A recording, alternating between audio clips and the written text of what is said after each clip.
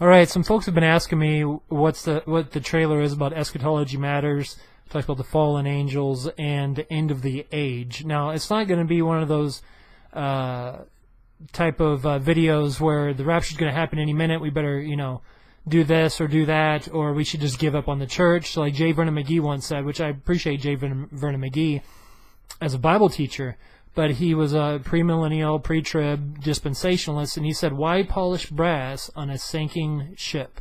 That's what he thought of the church. Now, I don't think of it that way. I think that the Lord Jesus Christ meant what he said and said what he meant, that he was going to make all the nations come unto him. He said to go into all the world and preach the gospel to every creature.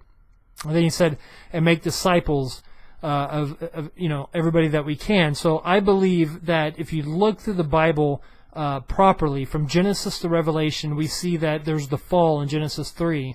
And then there's more evil because of what happened in Genesis 6. And then it even got worse from the Tower of Babel. But then you see Jesus Christ come back on the scene, and he's reversing everything to bring back the Garden of Eden, or Eden itself.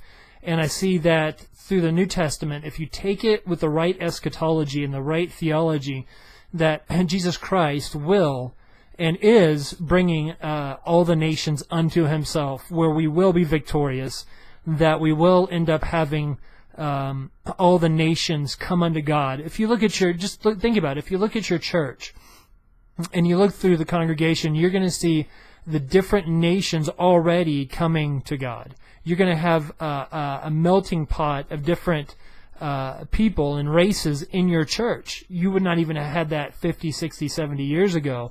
You wouldn't have it like we have it today. So I really honestly believe that Jesus Christ meant what he said and said what he meant. And I'm going to make it, there's going to be interviews with some people out there, and hopefully I can get a hold of Michael Heiser, do a good interview with him, and get an interview with hopefully Douglas Wilson or maybe even Jeff Durbin or something like that would be really good, and just to add, some different viewpoints and stuff.